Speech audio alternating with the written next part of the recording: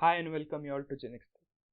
From this video, we are going to start a new lecture series on microcontroller 8051.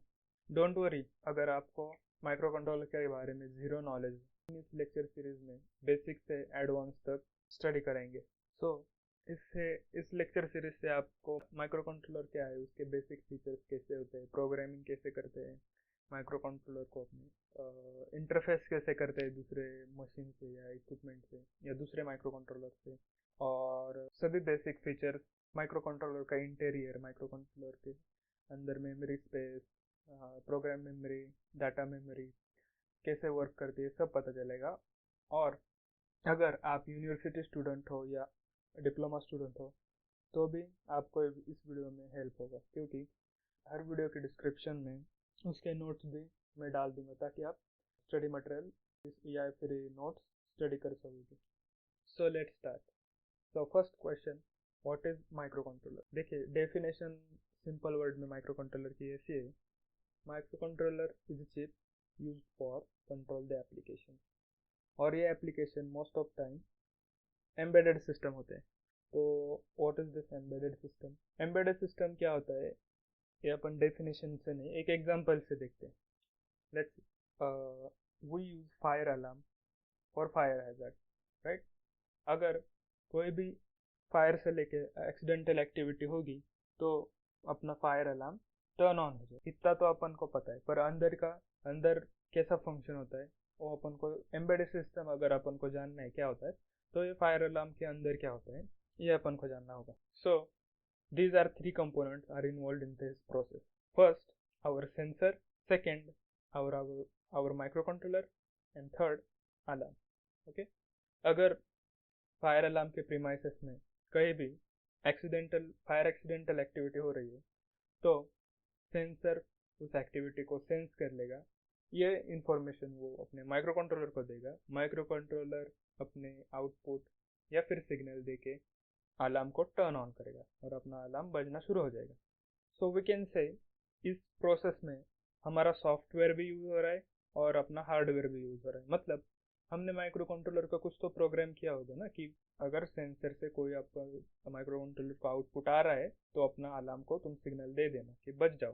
तो embedded system is nothing but this combination of software and hardware. Now the next question, why are we going to study 8051?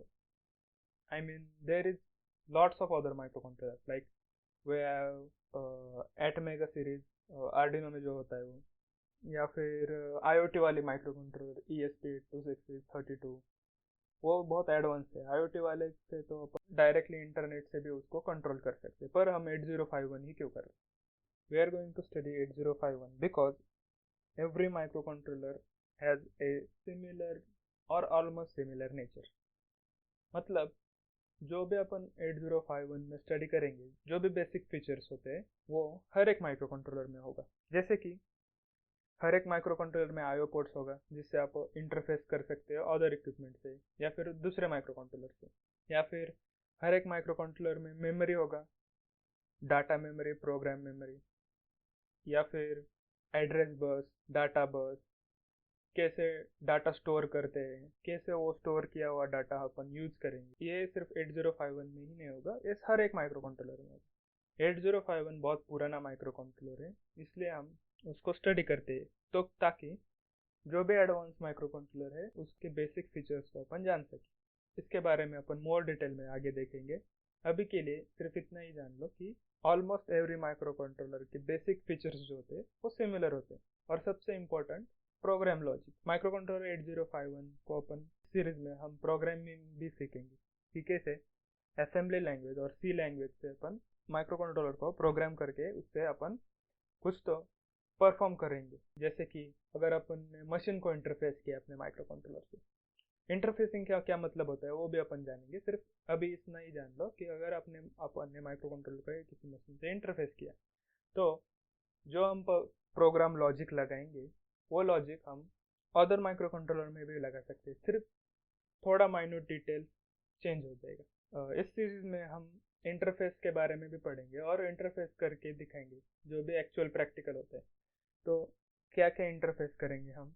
सबसे पहले जो भी LED होता है, LCD, या फिर machines में स्टेपर मोटर, सर्वो मोटर, जो अपनी नॉर्मल डीसी मोटर आती है टॉयज में, उसे भी कंट्रोल करेंगे। अगर आपको सिर्फ इंटरफेसिंग देखनी है कैसे होती है, आपको बेसिक नॉलेज सब है, तो आप डायरेक्टली स्किप करके इंटरफेसिंग पे जंप कर सकते हैं। वीडियो का लिंक डिस्क्रिप्शन में दे दूंगा।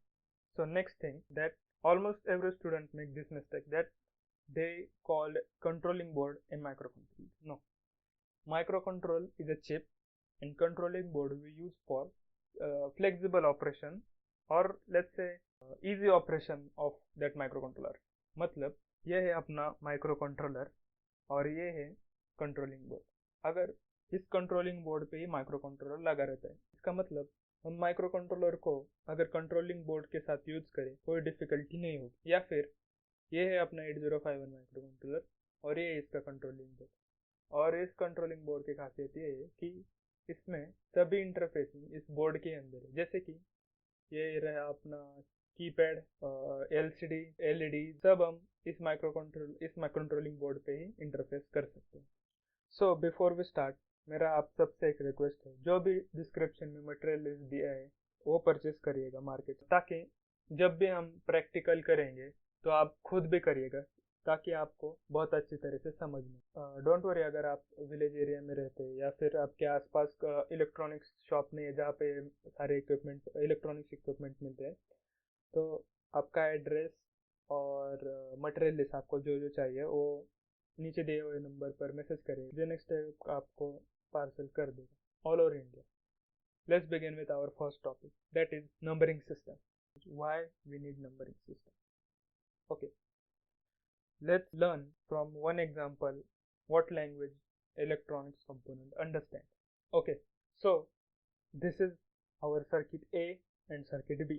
We can see in circuit A the condition of switch is closed, मतलब जो भी अपना 5 वोल्ट का सप्लाई है, 5 वोल्ट डीसी सप्लाई है, वो सर्किट में फ्लो हो रहा है।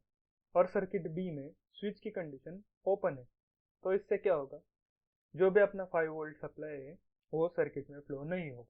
तो सर्किट ए में अपना जो एलईडी लगाया है आउटपुट को वो टर्न ऑन होगा, क्योंकि 5 वोल्ट सप्लाई फ्लो हो रहा है। और सर्किट बी में अपना एलईडी टर्न ऑन नहीं होगा, क्योंकि no voltage is flowing through the circuit because condition of switch is open.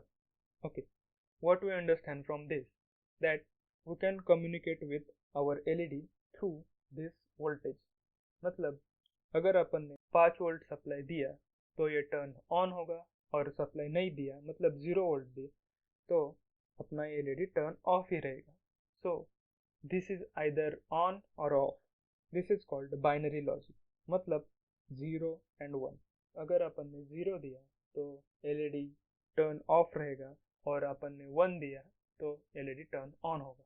तो this is language we use to communicate with our electronic component. In general, we as a human being use decimal numbering system in our day-to-day life.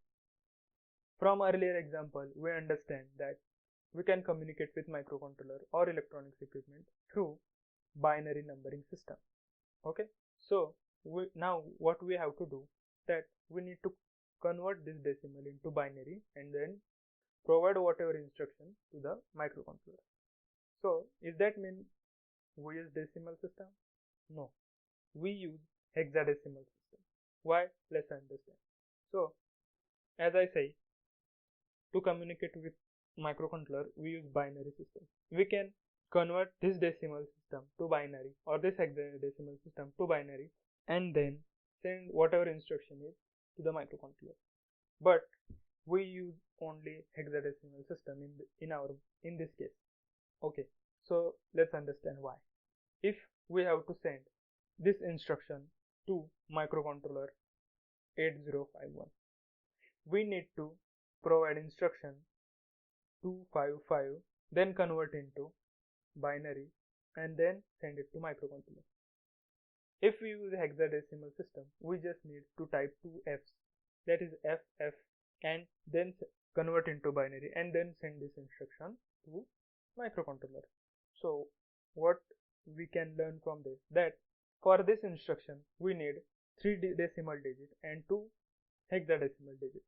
इसका मतलब ये है कि अपन ने अगर hexadecimal system use किया तो अपन को लेस डाटा यूज करना पड़ेगा। तो यहाँ पे डाटा कहाँ से है? So let's understand. Every single digit of binary is called as bit.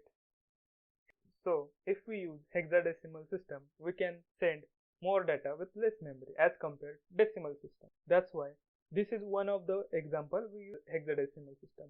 इसके बहुत सारे रीजन हैं, वो अपन आगे देखेंगे क्या क्या है जब हम प्रोग्रामिंग करेंगे।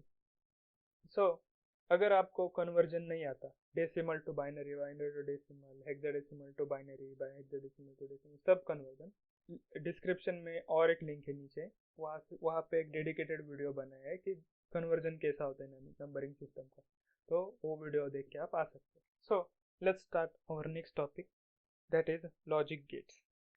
एज अर्लियर जब अपन ने एलईडी का एग्जांपल देखा था, तब आपने देखा था कि इलेक्ट्रॉनिक्स कंपोनेंट को हम जीरो बाइनरी लॉजिक से कंट्रोल कर सकते।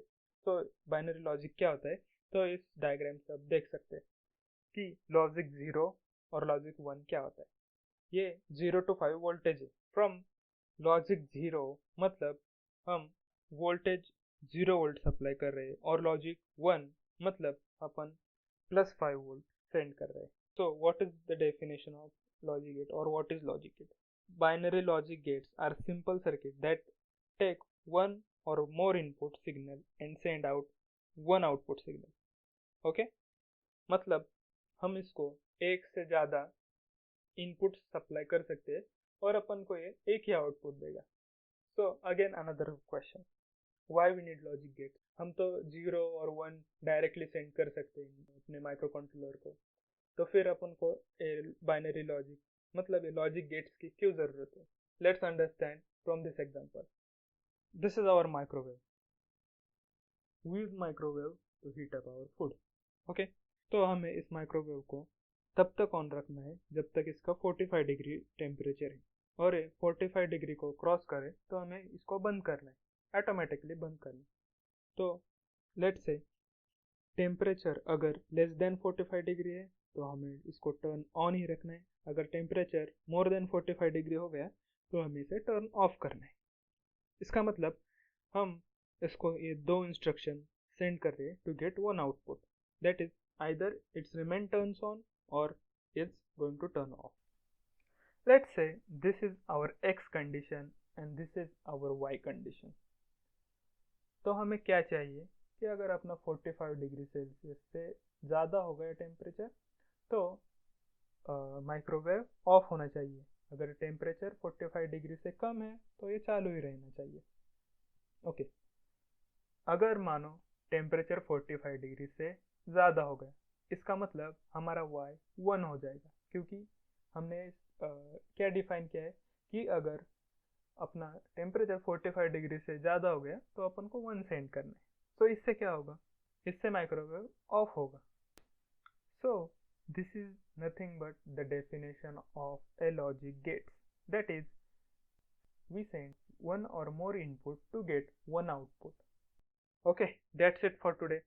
आने वाली नेक्स्ट वीडियो में हम देखेंगे कि माइक्रो कंट्रोलर और माइक्रो प्रोसेसर में क्या डिफरेंस होता है, जो कि यूनिवर्सिटी और डिप्लोमा का फेवरेट क्वेश्चन है, हर एग्जाम में आता ही आता है। उसके नोट्स भी आपको आने वाली वीडियो के डिस्क्रिप्शन में मिल जाएगी। अगर आपने इस चैनल को सब्सक्राइब नहीं किया तो सब्सक्राइब करके रखो, ताकि YouTube आपको आने वाली सारी वीडियो रिकमेंड कर देगा। Thank you for watching, see you in next video.